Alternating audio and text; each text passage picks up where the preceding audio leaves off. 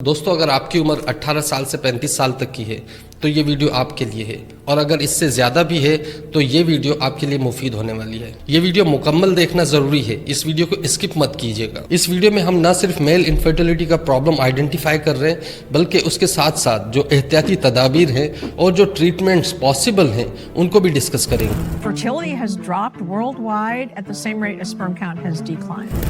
The population don't understand just how common it is.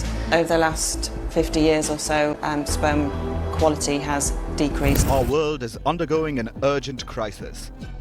We aren't talking about war or climate change, but spermageddon. دوستو میل infertility آپ مردانہ کمزوری کہہ لیں یا مردانہ بانجھ پن، یہ ایسی چیز ہے جس کو صدیوں سے ہماری سوسائٹی کے مرد نے عورت کے بانجھ پن کے پردے میں ڈھانپ کے رکھا ہے، اور یہ آج سے نہیں ہو رہا، یہ صدیوں سے چلا آ رہا ہے۔ پہلے زمانوں میں دائیاں مرد کو چیک کیے بغیر عورت کا ٹریٹمنٹ کیا کرتی تھی، دیسی ٹوٹکے آزماتی تھی، اور سالوں تک وہ ٹریٹمنٹ کر کے عورت کی صحت کو تباہ و برباد کر دیا جاتا تھا۔ اور آج کل کے زمانے میں ہزاروں ہاسپٹلز اور کلینکس ایسے ہیں جہاں عورت جا کر یہ کہہ دے صرف کہ میرا شوہر ٹیسٹ نہیں کروانا چاہتا تو بنا مرد کے سیمن ٹیسٹ کے اس کا علاج شروع کر دیا جاتا ہے، اور سالوں تک عجیب و غریب قسم کی دوائیاں دے کر اس کی صحت کو تباہ و برباد کر دیا جاتا ہے۔ اور جب ان سالوں کی محنت کے بعد، یعنی کہ جو عورت سالوں تک دوائیاں لیتی ہے، اپنے اوپر کئی چیزیں برداشت کرتی ہے، کیونکہ جو کنسیو کرنے کے لیے میڈیسنز ہوتی ہیں وہ بہت سخت قسم کی ہوتی ہیں، بہت ہارڈ ہوتی ہیں، اس سے عورت کی صحت تباہ و برباد ہو جاتی ہے۔ اور یہ سب جھیلنے کے بعد جب عورت کنسیو نہیں کر پاتی، پریگننٹ نہیں ہوتی، تو اس کو بانجھ پن کا سرٹیفکیٹ تھما دیا جاتا ہے۔ آغا خان کی ایک رپورٹ کے مطابق پاکستان کی 21% آبادی بانجھ پن کا شکار ہے، جس میں سے 35% مرد ہیں۔ میل انفرٹیلٹی کی کتنی اقسام ہیں، ان کی وجوہات کیا ہیں، اور اس کے ساتھ ساتھ احتیاطی تدابیر اور علاج کیا ہیں، یہ سب جاننے سے پہلے ہم میل انفرٹیلٹی کی ہسٹری جانتے ہیں۔ دوستو اگر آپ نے ابھی تک چینل سبسکرائب نہیں کیا تو چینل سبسکرائب کریں، پھر آگے بڑھتے ہیں۔ مرد نے مردانہ کمزوری یا مردانہ بانجھ پن کو ٹھیک کرنے کے لیے 1200 سال پہلے کوششیں شروع کی تھی، جب یونان کے کئی شہروں میں مرد کو گوڈ جینیٹیلیا گلے میں پہنایا جاتا تھا۔ گوڈ جینیٹیلیا یعنی کہ بکرے کا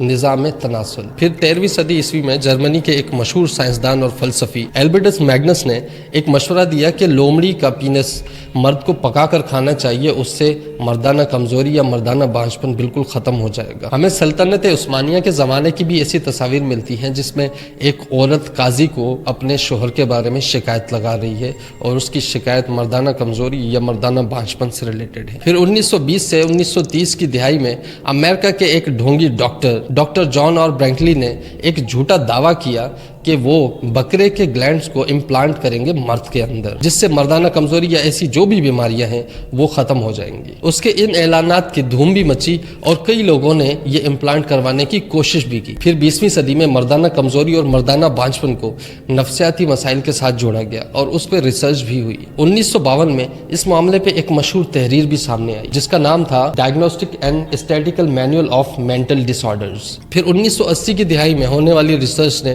پورا دھیان فزیکل وجوہات کی طرف کر دیا، اور آج بھی فزیکل وجوہات کے اوپر ہی ریسرچ ہوتی ہے۔ دوستو اب یہ سمجھتے ہیں کہ مردانہ کمزوری کی زیادہ تر کیا وجوہات ہوتی ہیں۔ سب سے پہلی جو وجہ ہے وہ ہے جیسے ٹیسٹوسٹرون کا کم ہونا۔ ٹیسٹوسٹرون ایک ایسا ہارمون ہے جو زیادہ تر مرد میں پایا جاتا ہے، اور مرد کی جو سیکشول لائف ہے اس کے اوپر گہرا اثر رکھتا ہے۔ اس کے ساتھ ساتھ میل سیکنڈری سیکشول فیچرز جو ہیں ان پہ بھی گہرا اثر رکھتا ہے، جیسے مرد کا داڑھی آنا یا جسم پہ بال آنا، آواز کا بھاری ہونا، یہ سب ٹیسٹوسٹرون کی وجہ سے ہوتا ہے۔ دوسرے نمبر پہ میل انفرٹیلٹی کی جو سب سے بڑی وجہ ہے وہ ہے اسپرم ڈس آرڈر، جیسا کہ ایزواسپرمیا۔ اس بیماری میں مرد کا اسپرم کاؤنٹ 0 ہو جاتا ہے، اور پاکستان میں ٹوٹل مرد جو انفرٹائل ہیں ان میں سے 13 سے 40% تک اس بیماری میں مبتلا ہے۔ سندھ میں یہ میل انفرٹیلٹی کا 13% حصہ ہے، پنجاب میں 14%، اور KPK میں تقریباً 40% سے زیادہ ایزواسپرمیا میں مبتلا ہے۔ تیسری وجہ ہے بلاکیج، جو ٹیوبز اسپرم کو ٹرانسپورٹ کرتی ہیں